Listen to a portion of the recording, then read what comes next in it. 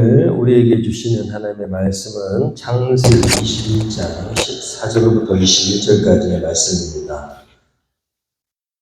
창세기 21장 14절부터 21절까지입니다.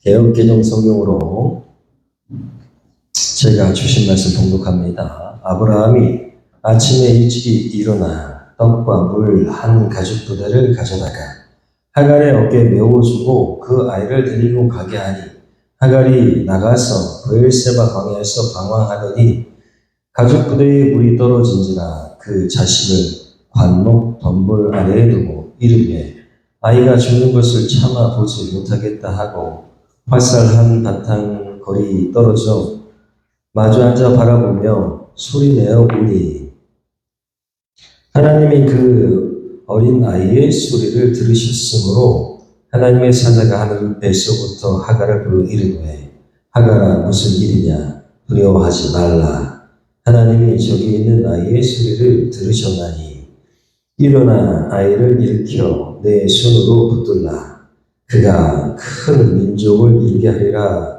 하시니라. 하나님이 하갈의 눈을 밝히셨으므로 샘물을 보고 가서 가죽 부대에 물을 채우다가 그 아이에게 마시게 하였더라. 하나님이 그 아이와 함께 계시매 그가 장성하여 광야에서 거주하며 활 쏘는 자가 되었더니 그가 바란 광야에 거주할 때에 그의 어머니가 그를 위하여 애굽 땅에서 아내를 얻어 주었더라. 아멘. 조금 쉬운 성경인 이해하기 쉬운 성경의 세번역 성경으로 교독하겠습니다. 한 절씩 교독하면서 오늘 말씀을 이해하고 마음에 담습니다. 다음 날 아침에 일찍 아브라함은 먹거리 얼마와 물 한 가죽 부대를 가져다가 하갈에게 주었다. 그는 먹거리와 마실 물을 하갈의 어깨에 메워주고서 그를 아이와 함께 내보냈다. 하갈은 길을 나서서 브엘세바 빈들에서 종처 없이 메고 다녔다. 가족들이 다 나온 물이 다 떨어지니 하갈은 아이를 덤불 아래에 뉘어놓고서 아이가 죽어가는 꼴을 참아 볼 수가 없구나 하면서 화살한 바탕 거리만큼 떨어져서 주저앉아 있었다. 그 여인은 아이 쪽을 바라보고 앉아서 소리를 내어 울었다. 하나님이 그 아이가 우는 소리를 들으셨다. 하늘에서 하나님의 천사가 하갈을 부르며 말하였다. 하갈아 어찌 된 일이냐 무서워하지 말아라. 아이가 저기에 누워서 우는 소리를 하나님이 들으셨다. 아이를 안아 일으키고 달래어라. 내가 저 아이에게서 큰 민족이 나오게 하겠다. 하나님이 하갈의 눈을 밝히시니 하갈이 샘을 발견하고 가서 가죽 부대에 물을 담아다가 아이에게 먹였다. 그 아이가 자라는 동안에 하나님이 그 아이와 늘 함께 계시면서 돌보셨다. 그는 광야에 살면서 활을 쏘는 사람이 되었다. 그가 바란 광야에서 살 때에 그의 어머니가 그에게 이집트 땅에 사는 여인을 데려가서 아내를 삼게 하였다. 아멘. 오늘 말씀은 하갈이 통곡하다는 제목입니다. 하나님은 우리의 울음소리, 신음소리를 잘 듣고 계십니다. 다 알고 계시고요. 그리고 소리내서 울지 않아도 하나님께서는 우리의 마음의 소리를 다 듣고 계시는 줄 믿습니다. 오늘 말씀 하갈의 통곡소리와 같이 우리에게도 때로는 너무 힘들어서 통곡하고 싶을 때가 있죠. 하나님께서 그 모든 것을 알고 계시는 줄 믿습니다. 말씀과 연관해서 이번 주에 있었던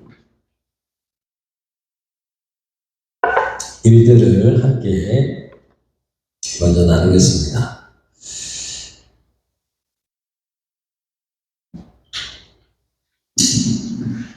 이번 주에는 시온송교회에서 함께 사역하시던 예, 신재석 집사님이 우리 교회 수리를 위해서 오셨습니다.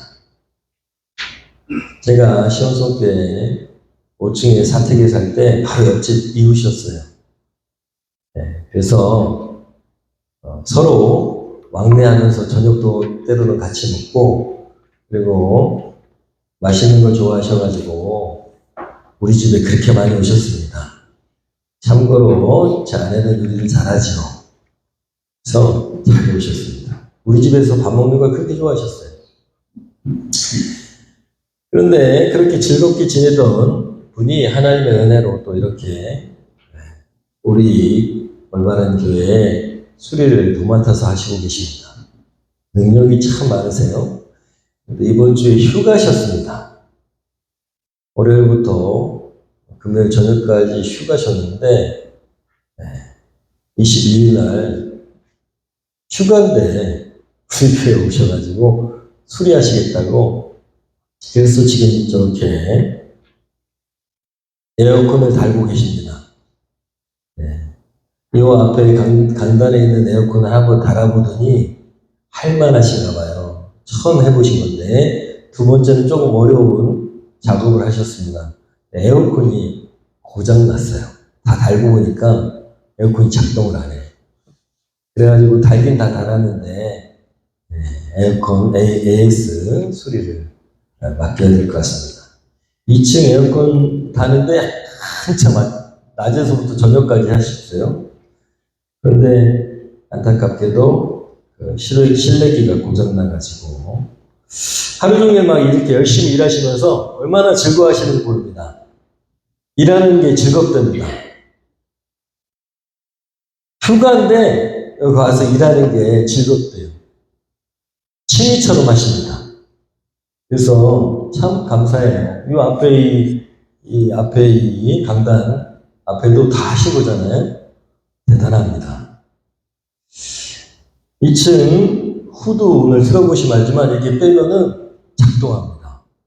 저 밖에 후드까지 같이 돌게 만드셨어요.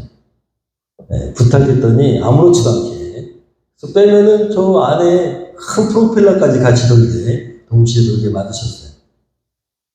그리고 앞에만 해도 콘센트를 몇 개를 다시냐면 하나, 둘, 셋, 넷, 5개를 다셨습니다. 5개. 강단에 콘센트가 필요하다고, 많을수록 좋다고 그렇게 다셨습니다. 예배당이 점점 좋아지고 있습니다. 또 오시면 되는 거예요.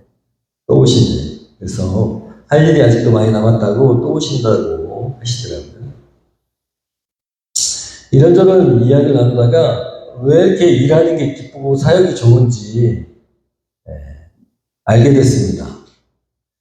집사님의 따님이 찬미라고 하는데, 제가 처음 중학교 때 봤는데 가애가 지금은 이렇게 커가지고 30살 가까이 돼서 이제 시집가 됩니다. 그렇게 컸어요. 공무원 시험, 간호원 같은 걸 하다가 공무원 시험을 준비하고 있는데, 간호공무원, 보건 공무원 같은 건가 봐요. 공무원 시험을 준비하는데, 아침에 이제 도서관에 가잖아요. 그러면 넥타이를 잘 매고 중년쯤 돼 보이는 분들이 출근을 한답니다.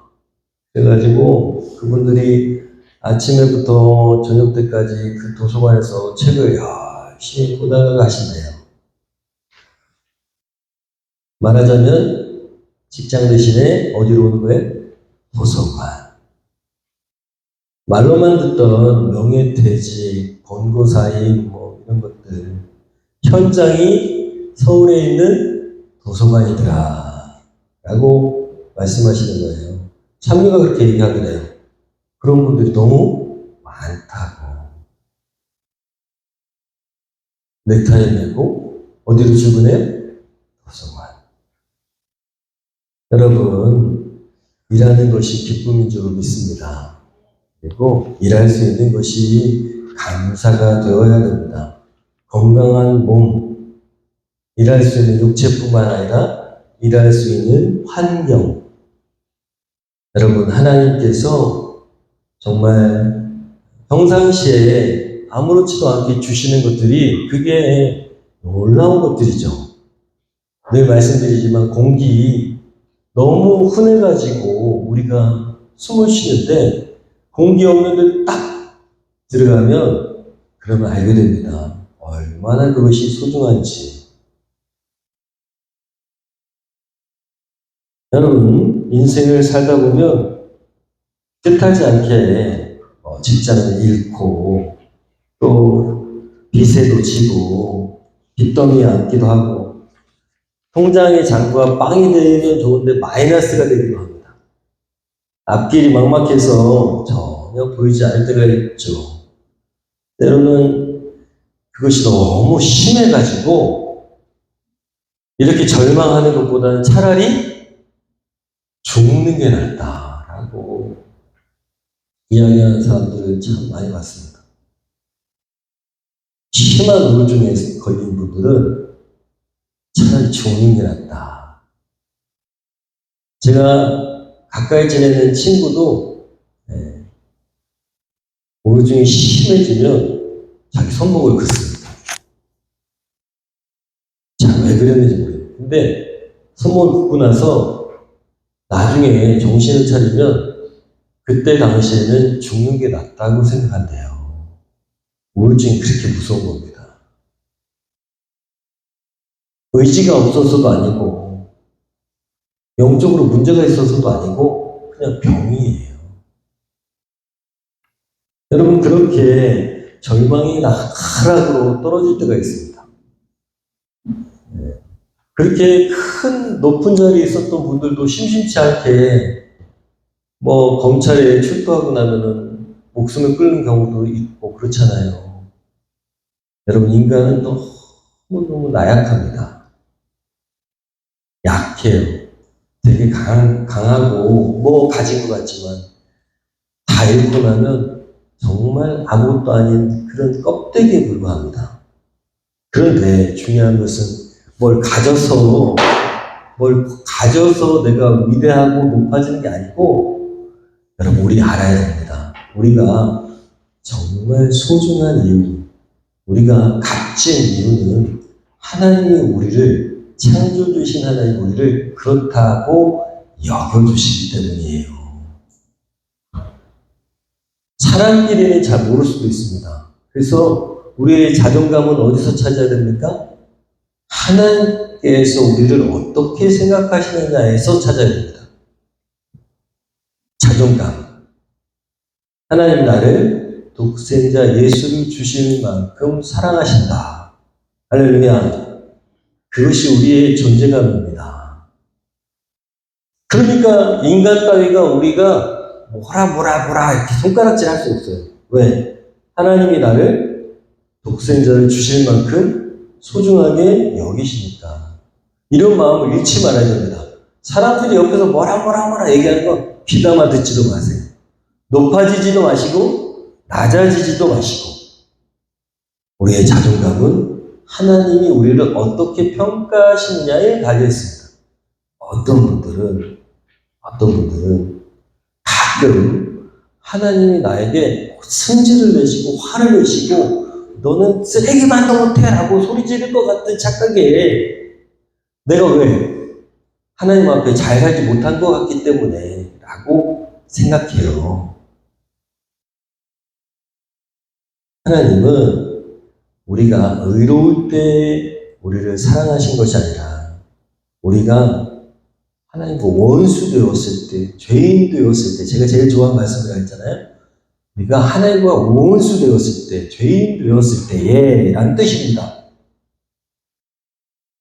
죄인 되었을 때 일방적으로 예수 그리스도를 우리에게 내어주심으로써 하나님의 사랑이 어떤 분이신지 우리에게 확증하셨대요. 우리가 잘 살고 잘못 살고 그런 상관없이 우리를 일방적으로 뭐 하신다? 사랑하신다. 그게 하나님의 사랑입니다. 여러분, 그래서 쫓겨나기도 하고 또 깊은 수렁으로 떨어지기도 하고 인생 그렇습니다. 그런데 우리가 기억해야 될 것은 하나님이 그럼에도 불구하고 우리를 사랑하신다 라는 것입니다. 오늘 말씀에 그런 말씀이 나와요. 쫓겨난 여인에 대한 말씀이잖아요. 쫓겨났어요. 평생 살던 집에서 혼자만 쫓겨났으면 괜찮은데 아들하고 같이 쫓겨났습니다. 너무 불쌍하죠. 아들과 같이 뭘 주지도 않고 그냥 가죽 부대 하나에 물 담아가지고 가. 이렇게 됐어요. 어찌 보면 참 그 사라라는 여인은 악독한 여인입니다. 아브라함도 매정해요. 아이고, 믿음의 조상이라는데 인격적으로는 꽝입니다. 그렇잖아요? 말이라도 태우고 낙타라도 태워서 보냈어요. 그렇게 부자라면서 그냥 내보냈어요. 말씀에 그런 거 하나도 기록되어 있지 않잖아요. 그렇죠? 너무 잔혹합니다. 어떻게 자기 아들하고 첩하고 내보내는데 아무것도 안 했어요. 먹을 물만 어떻게든 살아남아라. 물론 하나님이 내보내라고 하셨고 하나님 책임지신다고 하셨으니까 왜 그랬을까? 참 궁금합니다. 하나님 그렇게 하라고 하셨을지도 모르죠. 어쨌든 매정합니다. 아들의 이름은 이스마엘입니다. 이스마엘. 하나님이 돌아보신다는 뜻이에요. 참 이름도 기구하죠. 너무 예쁜 이름인데, 좋은 이름인데 쫓겨났습니다. 아브라함이 86세 때에 낳은 아들입니다. 이스마엘 86세. 그리고 이삭이 100세 때에 태어났거든요. 그러면 14년이잖아요. 그죠? 14년. 그 다음에 100세 때에 이삭을 낳고 젖을 뗄 쯤에 잔치를 벌였는데 이스마엘이 그만 이삭을 놀렸어요. 그거를 보고 사라가 화가 나가지고 저것들 당장 내보내십시오. 이렇게 얘기된 거예요. 그러니까 젖을 뗄 때쯤 되면은 보통 1년? 그죠? 1년이나 뭐. 근데 저 중동에서는 3년까지 보기도 한답니다. 그러니까 대략 15살쯤, 5살쯤 몇 학년입니까? 네? 고등학교 1학년, 중학교 3학년쯤 되겠죠? 네? 그렇게 된 아이와 함께 쫓겨난 거예요. 쫓겨났어. 무슨 힘이 있겠어요, 얘가. 그죠? 물은 다 누가 먹었을까요? 생각해 보세요. 물은 누가 대부분 먹었을까요? 아들이 먹었겠죠. 근데 떨어졌어요. 물이 먹다가. 그래서 쓰러졌습니다. 그리고 차마 내가 그 아들 죽는 꼴을 내가 못 보겠다 그래가지고 아들은 덤불에다 눕혀놓고 화살 한 거리, 화살 쏘면은 저렇게 날아가잖아요. 그 정도 떨어져가지고 그쪽을 바라보고 있는 거예요. 너무 기구하잖아요. 그쪽을 바라보면서 와 이제 아들이 죽을 텐데 내 새끼 죽을 텐데 그거는 차마 보지 못하고 오늘 그림에서는 지금 가까이 있는 것처럼 보이지만 지금 정황상 말씀에는 멀리 떨어져 있습니다. 안 보여요. 내 자식이 이제 죽을 텐데 하면서 생각하니까 울음이 터졌는데 소리 내서 울었다라고 되어 있습니다. 그렇죠? 하고 소리 지르는 거야 막 엉엉 어물해가지고. 제 생각할 때 하갈은 자존심이 엄청 센 것 같아요. 자존심이 세. 자존감을 가진 사람들은 자존심이 셉니다. 얼마든지 저 좀 살려주세요. 저 아들하고 이렇게 내보내시면 어떻게 해요? 하고 빌어도 될 텐데, 그죠? 저 좀 막 다리 끄레기 잡고 저 좀 살려주세요. 우리 아들하고 이렇게 내보내시면 어떻게 해요? 막 그렇게 통보할 수도 있을 텐데 안 했어요. 나왔어. 임신했을 때도요, 자기 대접받으려고 자기 주인이었던, 여준이었던 사라에게 까불었다가 쫓겨났어요. 그 자존심이 엄청 센 여자인 거예요. 도망갔어요. 자기의 고향인 이집트로 가보겠다고 가다가 절망에 쓰러졌어요. 그때 하나님이 돌아가라. 그 약속을 주셨어요. 근데 그렇게 잘 살다가 또 이렇게 쫓겨나게 된 거예요. 그때는 지발로 도망갔는데 종이 이제는 쫓겨났어요. 아무 힘 없이. 자, 이집트로 자기 고향으로 가려고 했겠죠? 종이지만 그 이집트가 어딘지 대략은 알고 있었어요. 그리고 가려면 뭘 통과해야 된다는 것도 알고 있을까요?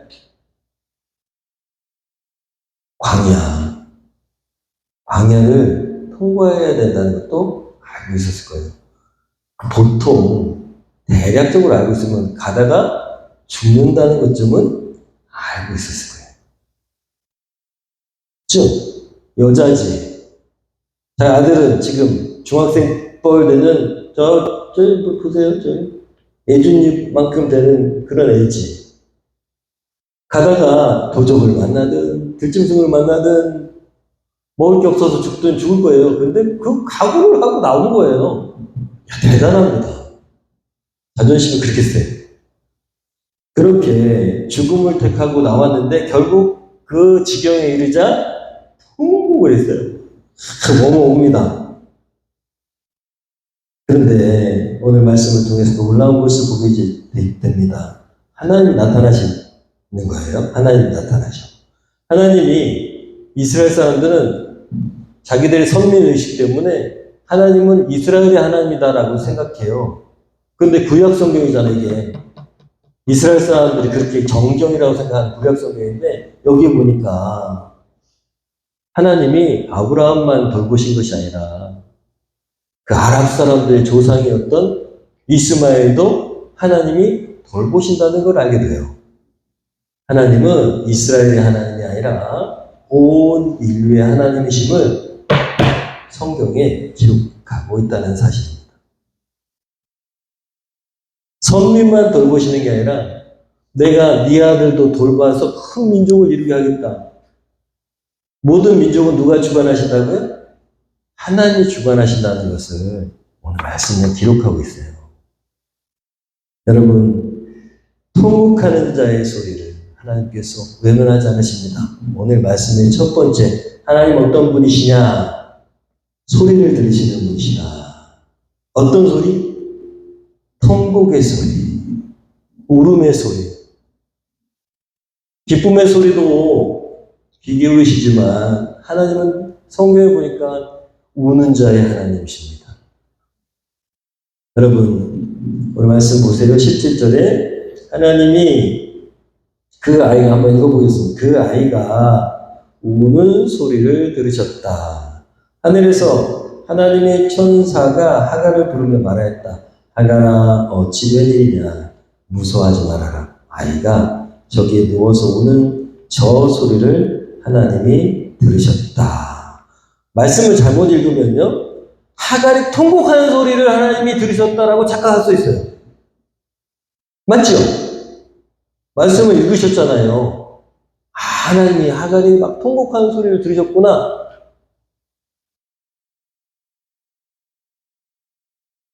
저 멀리 떨어져서 하갈의 아들 이스마엘이 기운 없어서 우는 소리를 하나님이 들으셨대요. 우리는 하늘에 대고 그래요 하고 소리 지르면 그럼 하나님이 들으시겠지라고 생각하잖아요. 들으시죠. 여기서 얘기하시는 하나님은 세미한 소리, 아무도 듣지 못하는 그 울음소리까지 들으시는 하나님이시라는 것입니다. 사람들은 몰라. 울고 있는지조차. 그런데 하나님은 그 사람들이 모르는 울음소리까지, 심지어는 소리내지 않고 우는 소리까지, 심지어는 우리 마음에서만 우는데도 하나님은 듣고 계시다는 겁니다.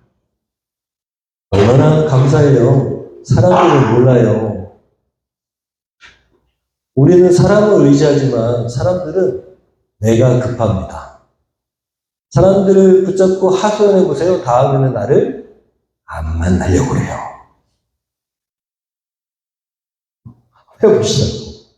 1시간 내내 그 사람 붙잡고 내 싫은 소리만 하소연해 보세요. 다시는 전화를 받지 않아요. 그래서 이렇게 얘기하더라고요. 그래서 목사님밖에 없어요. 목사님은 들어주시고. 저도 힘들지만 제가 듣는 이유는 뭐라고요? 목사님 때문입니다. 사람들이 그렇게 얘기하니까 저는 3시간도 들은 적 있어요. 3시간 내내. 그리고 그분이 나한테 뭐라 했냐면 목사님 같은 분 처음 봐요 라고 얘기했어요. 3시간 동안 들어주신 유일한 분이래. 여러분 그냥 훈련 삼아서 듣습니다. 훈련 삼아서. 하나님 저에게 맡기신 영혼이라고 생각해서. 여러분 그렇게 하나님은 인간하고 다르십니다. 하나님은 통곡하는 소리를 들을 것 같지만 사람은 그렇게 크게 소리 지르면서 우는 사람의 소리를 듣지만 하나님은 신음소리를 들으신다는 거예요. 여러분 그래서 하나님 나타나셨습니다. 하나님께서 그렇게 나타나셔서 아이한테는 말 못하고 엄마한테 얘기하는 거예요. 아이의 소리를 들으셨다. 네 소리를 들었다보다 훨씬 하갈에게는 위로가 됐을 거예요. 생각해보세요. 그렇죠? 하나님이 너의 통곡 소리를 들으셨다. 이거보다 또 네 아들의 저 신음소리 하나님이 듣고 계신다. 이거 훨씬 위로가 되잖아요. 하나님 얼마나 놀라운 분입니까? 하나님의 사랑이 그렇다니까요. 성경을 보면 깜짝 놀랄 때가 있어. 하나님은 정말 대단하신 분이구나. 인간의 생각을 초월하시는구나. 여러분 오늘 말씀에서 그런 걸 느껴보신 적 없죠? 저도 말씀을 묵상하고 말씀을 전하려니까 하나님 주신 지혜예요. 와, 하나님은 정말 대단하신 분이시구나. 그걸 여기 성경에 지금 기록하고 계시잖아요. 이 사람이 그냥 썼다면 이렇게 내용이 나올 수가 없어요. 하나님이 하갈의 통곡 소리를 들으셨다. 이게 맞아요. 인간이 썼다면. 여러분 성경이 정말 하나님의 말씀이 이유가 있어요. 논리적으로 생각해 보겠습니다. 여러분 하나님은 고아와 가부 그들의 소리를 들으십니다. 연약한 자의 소리를 들으십니다. 성경에 고아와 과부에 대한 내용 여러분 아시죠? 성경을 읽어보신 분들 알아요? 고아와 과부.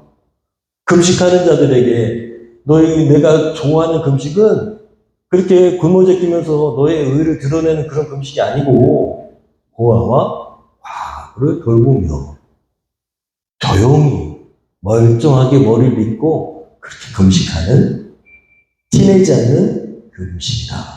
누구를 돌보라고요? 네, 고아와 과부를 돌보며. 그게 써있어요. 성경에.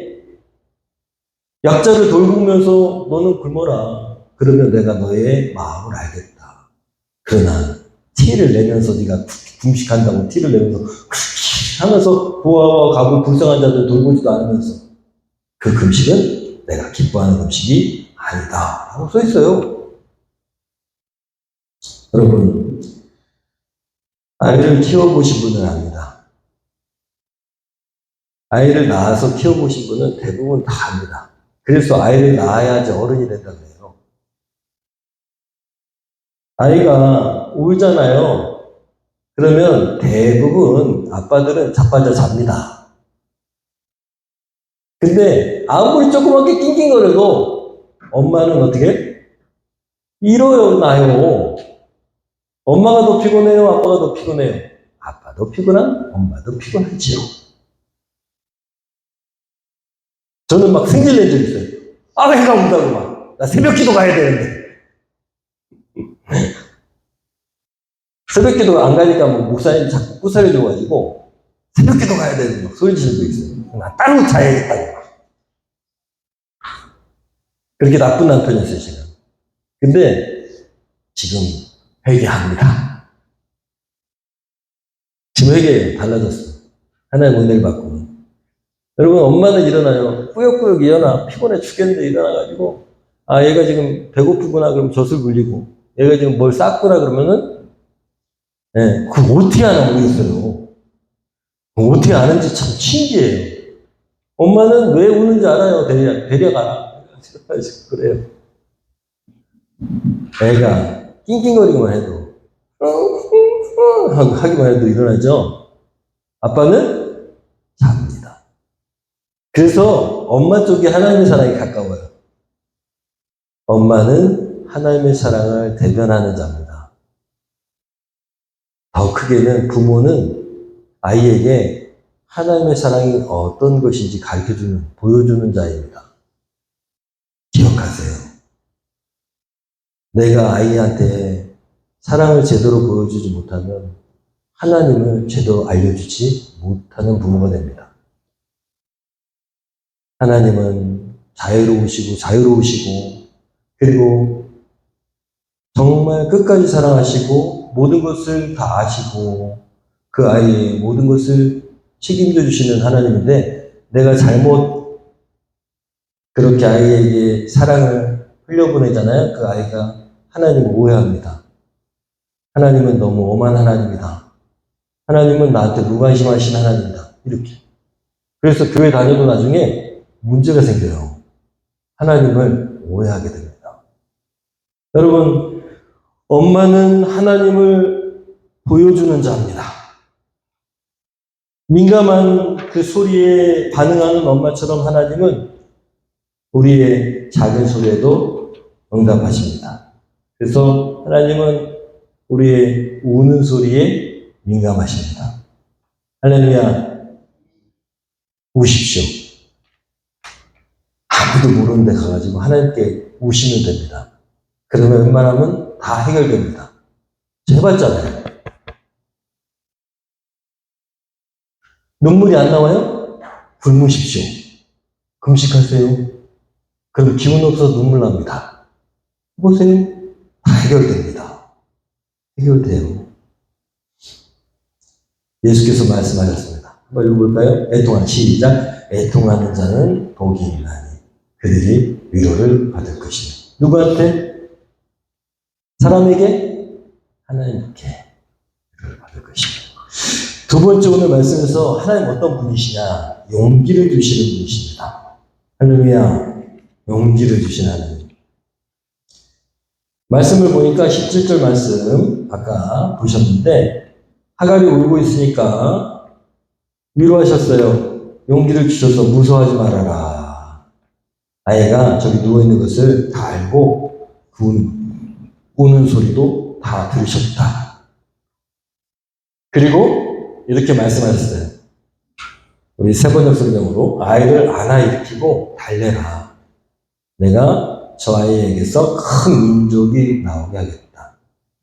하나님 용기를 주시는데 걱정하지 마라. 이렇게만 끝나는 게 아니라 약속도 주시잖아요.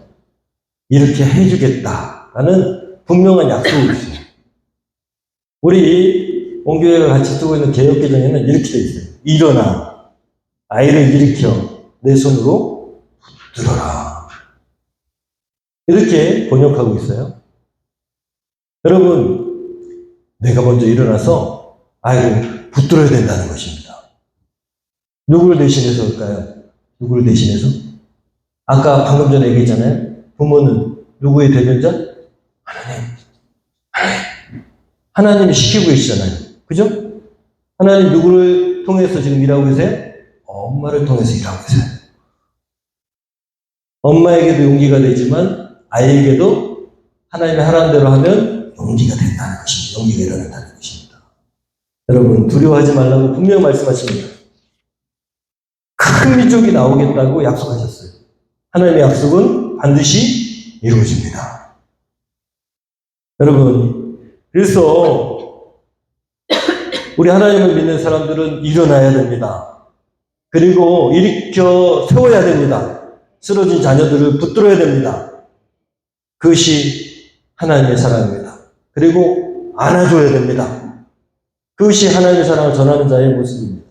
위로하고 붙드시는 하나님을 우리가 증명하고 보여줘야 됩니다. 엄마가 자녀에게 그러하듯이 여러분, 우리 이웃들을 향한 우리의 사명들이 동일한 줄로 믿습니다. 쓰러진 자를 일으키고, 그리고 자포자기한 영혼들에게 위로해주고, 하나님께서 약속하신 말씀이 있다. 믿는 자에게 능치 못함이 없다. 그래서 주께서 우리를 위해서 일으켜 세워주시는 능력을 발휘하신다. 라는 것들을 성경에 그렇게 많이 얘기하고 있잖아요. 용기를 줘야 됩니다. 세 번째로 오늘 말씀에서 하나님 어떤 분이시냐? 하나님이 이렇게 말씀하셨죠? 긍휼히 여기는 자는 복이 있다. 여러분, 우리가 긍휼히 여기는 자가 되어야 될 줄 믿습니다. 주변에 쓰러진 영혼들을 세우고 또 하나님의 사랑을 전할 수 있는 긍휼히 여기는 자에게 하나님이 복이 있다 말씀하십니다. 하갈은 지금 그런 역할을 하고 있는 것이죠. 세 번째로 하나님께서 어떤 분이시냐면 눈을 밝히시는 하나님이시다라는 사실을 기록하고 있어요. 19절을 보니까 이렇게 기록합니다. 하나님이 하갈의 눈을 밝히시니 하갈이 샘을 발견하고 가서 가죽 부대에 물을 담아다가 아이에게 먹였다라고 기록되어 있습니다. 여러분, 하나님께서 약속만 주시는 게 아니라 지금 당장 문제를 해결해 주시는 하나님이시라는, 어떻게 해결해 주셨어요? 눈을 밝혀 주셨어요. 무슨 뜻입니까? 여러분, 사람은요 항상 절망이 딱 가로막잖아요. 그럼 방법이 보이지 않습니다. 방법이 없다고 생각해요.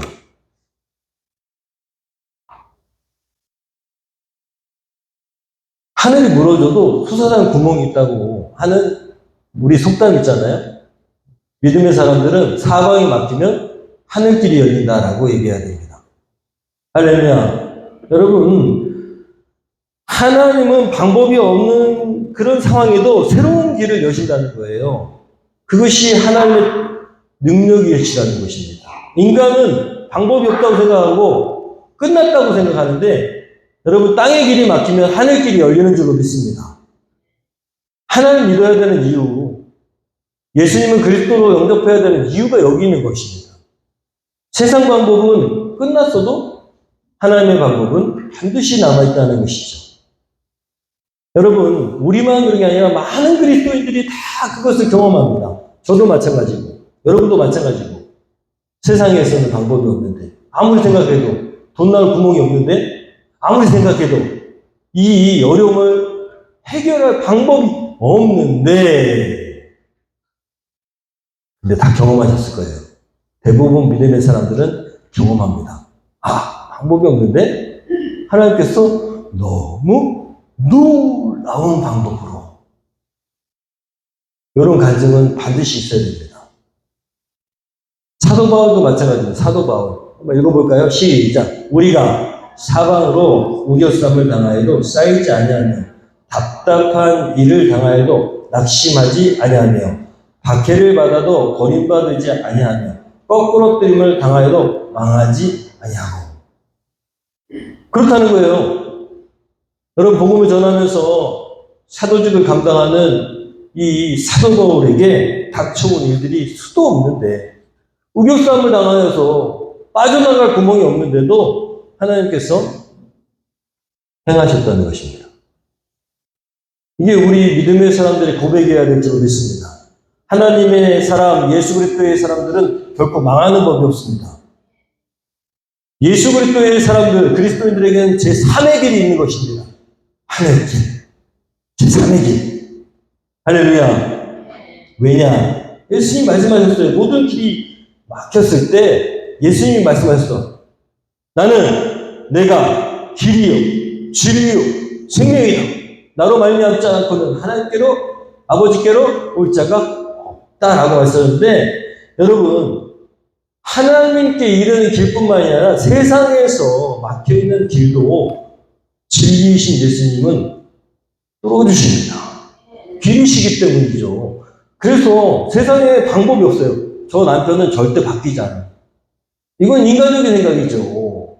예수님을 제대로 믿어보세요. 그리고 가정을 예수님이 주인이신 가정으로 바꿔보세요. 그러면 바뀝니다. 그걸 뭐라 그러면 가정천국이라 그래요. 안 된다고 생각하지 마시고 나부터 바뀌면 됩니다. 나로부터 시작되는 거예요. 여러분 자손들이 잘 되기를 원하시죠? 자손들이 잘 되기를 원하시잖아요. 자식들이 잘 먹고 잘 살기를 원하시죠? 행복하기를 원하시죠? 그럼 내대 때부터 바꿔야 됩니다. 제가 보니까 가정마다 다 영적인 전통이 있어요. 영적 전통이 있다고. 제가 보니까 우리 큰 집하고 우리 집하고 완전히 달라요. 제가 말씀드렸잖아요. 똑같은 배에서 태어났는데 우리 아버지 때부터 맞아도 학비를 안 줘도 예수 믿는다고 그렇게 교회 가셔가지고 기도를 하시고 우리 가정은 바뀌었습니다. 큰 집은 망했습니다. 항상 여러분 아버지가 오면 다 도망가는 집이었대요. 귀신을 섬기고 하나도 행복하지 않은 집. 풍비박산이 됐다고 형제들끼리 싸우고 가정에 흐르는 그런 영적인 그런 어떤 전통이 있어요. 여러분 내대 때 남편하고 잘 못 지내는데 내 딸은 안 그럴 거야 라고 착각하지 마세요. 내 아들은 부부생활 잘하겠지 착각하지 마시라고요. 내대 때 바꿔야 됩니다. 자식을 그렇게 사랑하신다면 내 삶에서 내 삶의 가정이 변해야 영적 흐름이 바뀌게 돼 있어요. 저 얘기했죠. 제 친구 얘기했잖아요. 제 친구 아버지는 술고래였어요. 그리고 자식들을 엄청 괴롭혔어요. 돌아가셨어요. 제가 장례했습니다. 근데 그 어머니 쪽으로 이혼해가지고 어머니 쪽으로 간 친구는 아직도 불행해요. 내 친구는 예수 믿었어요. 자신실해요. 그 가정은 그렇지 않아요. 여러분 정말 예수님을 믿는다면 내 배에서 끊어야 됩니다. 좋은 가정으로 변화될 수 있어요. 그렇지 않으면 영적 흐름이 쉽게 끊어지지 않습니다. 여러분, 예수님만이 길이십니다. 세상이 막혔을 때 새로운 길이 열리는 것입니다. 저는 최근에 가끔 이렇게 말씀 전하러 가잖아요. 그러면 제 이야기 합니다. 저는요, 저의 인생의 가장 큰 특징이 뭐냐면 쫓겨나는 사람입니다. 쫓겨났다고 얘기해요. 엄청 많이 쫓겨났다고. 쫓겨났습니다. 저는 쫓겨나는 인생이에요. 그래서 그렇게 얘기합니다. 저희 아버지가 저 어렸을 때부터 5살에 개척하셔가지고 새로운 교회에서 중학교 때 어떻게 했다고요? 쫓겨났어요. 쫓겨났다고 성도들이 쫓아냈어요. 그래서 나왔어요. 게다가 그 교회 다 그 집구석 건축하고 이렇게 예쁘게 입당하고 입당 예배를 드리고 그러면서 얼마 안 돼서 나왔어요. 교회 치면 뭐합니까? 예배당. 저는 어렸을 때 그랬어요. 예배당이 멀쩡해봐야 소용없다. 교회는 예배당이 아니다. 하나님 그때 알게 하셨어요. 예배당 좋다고 좋아하지 마세요. 그럴 거 없어요. 그래서 난 항상 예배당은 그렇게 중요하지 않다. 근데 이상하게 예배당을 주세요. 입당 예배 드리고 저 쫓아내지 마십시오. 쫓아내실 분도 없겠지만은 안 나갈 거예요.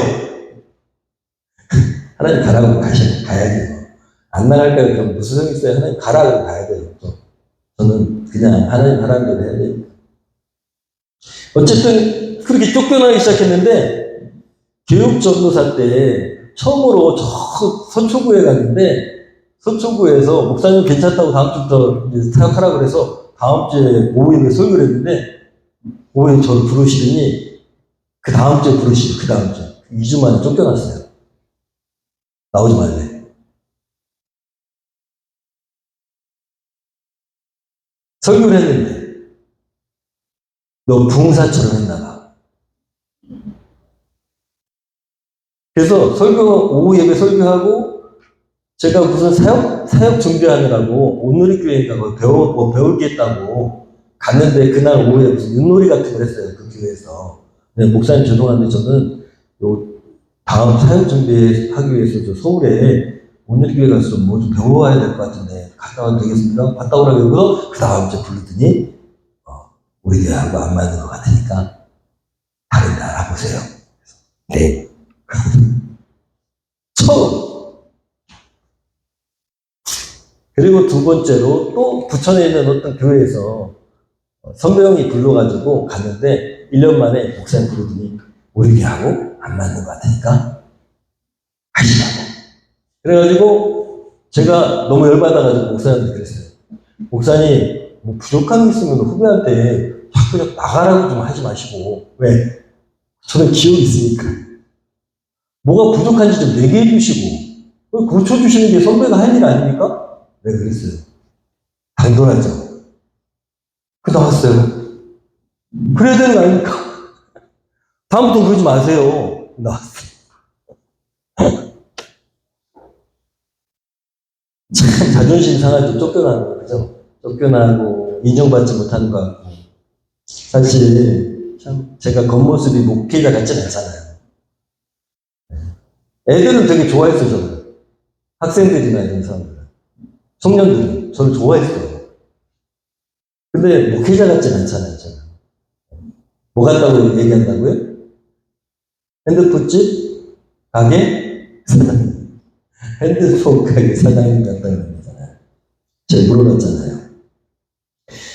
그렇게 계속 쫓겨났어요. 좀 하다 쫓겨나고. 네. 그런데 다행히 하나님께서 위로해 주시는데 이문동교에 위치한 교회에서 그 교회는 3년 만에 제가 나왔어요. 그냥 저 다른 데 가겠습니다 하고. 근데 한 1년쯤 됐는데 거기에 사역한 제 친구가 목사님 자꾸 저를 찾는다는 거예요. 박정방이 어디 있어? 박정방이 걔 놀고 있으면 좀 데려와. 그래가지고 제가 위로를 받았어요. 아, 나도 필요한 데가 있구나. 이런 교회는 또 나가라고 그러지만 저런 교회는 또 좋아하는구나. 알게 됐어요. 그리고 쫓겨날 때마다 어떤 생각이 있냐면 야, 나는 무슨 문제가 있을까? 왜 교회는 왜 그럴까? 목사님들은 왜 그럴까? 이런 생각 많이 했어요. 그리고 바른 교회는 어떤 교회일까? 오죽하면 우리 교회가 이런 거예요? 올바른 교회. 교회는 건물이 중요하지 않고 공동체가 중요하고 뭐가 있으면 뭐가 나고 어려운 부분들 상당히 어려운 부분이 있으면 서로 감싸가지고 하나가 되고 그리스도의 몸인데 여러분 몸이 여기가 무슨 문제가 있다고 이렇게 딱 잘라가 버립니까? 그러냐고요. 아무도 없어요.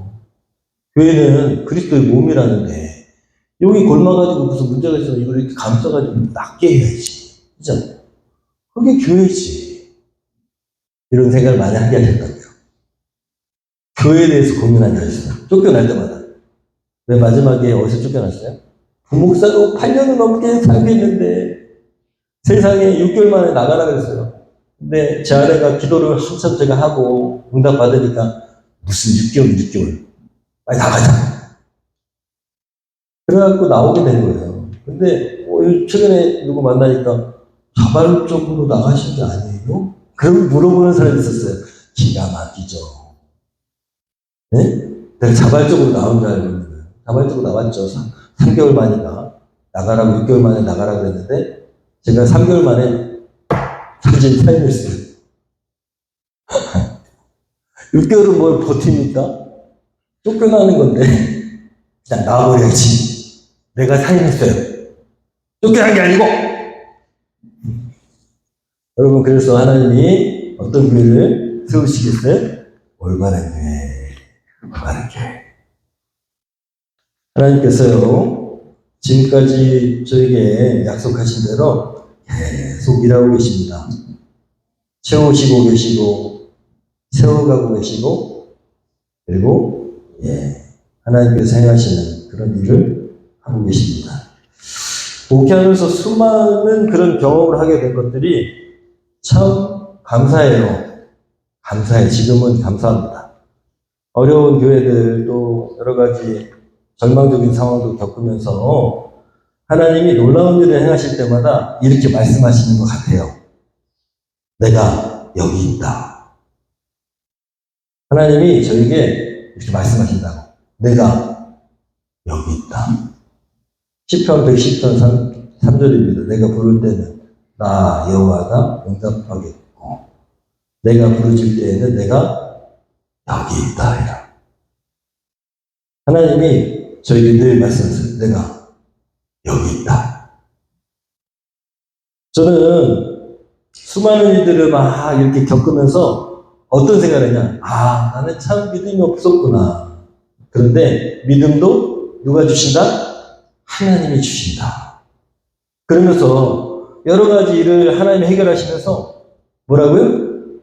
정광아, 내가 여기 있다.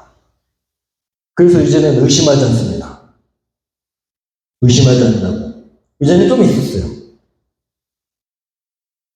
예전에 좀 있었다고. 하나님이 진짜 계실까?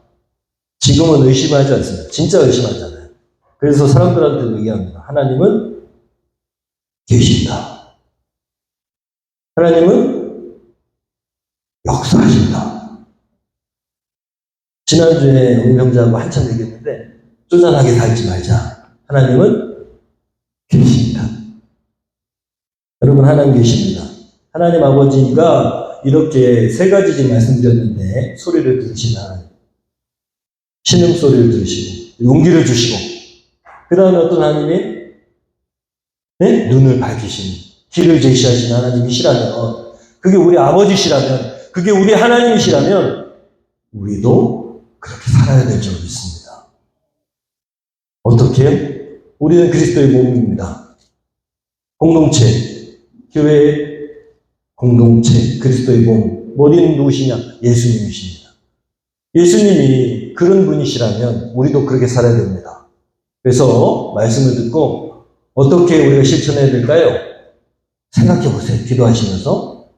여러분, 정말 힘들어하고 도와줘야 되는 사람들, 또 우리를 필요로 하는 사람들에게 잘 들어줘야 됩니다.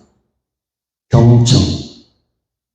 그리스도인은 잘 들어주는 사람 되어야 됩니다. 자꾸 말하려고 하지 마시고요. 목사가 여기서 막 말로 설교하니까 가가지고 똑같이 막 설교하려고 그래요. 그러시면 안 되고요. 잘 들어주셔야 됩니다. 잘 듣는 사람이 지혜로운 사람이고 사랑을 얻는 사람입니다. 잘 들어주셔야 되고요. 그 다음에 위로해 주시고 격려해 주시고 또 새로운 길을 제시해 줘야 됩니다. 여러분, 한번 기도하시면서 누구한테 갈까요? 꼭 물어보세요. 이번 주에 누구한테 갈까요? 누구에게 가서 위로해주고 경청해주고 그리고 새로운 길이신 예수님을 제시할 수 있을까요? 하고 물어보시고요. 그 다음에 말씀을 많이 읽고 올려야 됩니다. 저는 많이 이렇게 녹음되는 건 많은데 올리지 못해요. 바빠가지고. 어쨌든 한꺼번에 올리겠습니다. 어쨌든 여러분 말씀을 많이 읽고 올리시고요. 그리고 늘 기쁨의 삶을 사시기를 축원합니다. 어떻게 기쁨의 삶을 살까요? 감사하고 감동을 주고 감동을 받고 그리고 감격의 인생을 살고 하나님이 나를 얼마만큼 사랑하시는지 잊지 마시고 여러분 한 주간 희락인으로 사시기를 예수님의 이름으로 축원합니다. 우리 결단 찬양하고 결단 기도하겠습니다. 사람의 소리를 듣고 사람의 말소리에 휘둘리면 그러면 결국 감사를 잃어버리고 하나님의 능력을 보지 못하게 됩니다. 우리는 세상을 향한 시선을 거두고 하나님을 향한 시선으로 우리 인생을 바꿔야 될 줄 믿습니다. 하나님 어떤 분이신가? 나를 향해서 하나님이 무슨 말씀을 하시는가? 여러분, 그러면 하나님의 소리를 듣게 되고 하나님의 주시는 용기를 얻게 되고 하나님이 주시는 새로운 길을 보게 됩니다. 우리 시간에 결단 찬양하고 결단 기도하겠습니다. 우리의 눈을 하나님께 향하겠습니다. 내게 눈을 들어주고 시작할래 주의 일을 보겠네. 작은 마음도 있기사 하늘 두 개 안에 주님을 볼 때 모든 시선을 주님께 드리고 살아계신 하나님을 느낄 때 내 삶은 주의 역사가 되고 하나님이 일하기 시작하네. 성령이 나를 변화시켜 성령이 나를 변화시켜 사라질 때 아멘. 주의 일을 보겠네. 어디나 가운데서 주님만 알게 되리. 주님을 볼 때 모든 시선을 주님께 드리고 아멘. 전쟁하신 하나님을 느낄 때 세상은 주의 나라가 되고 하나님이 일하기 시작하네. 모든 시선을 주님께 드리고 살아계신 하나님을 느낄 때 내 삶은 주의 역사가 되고 하나님이 일하기 시작하네.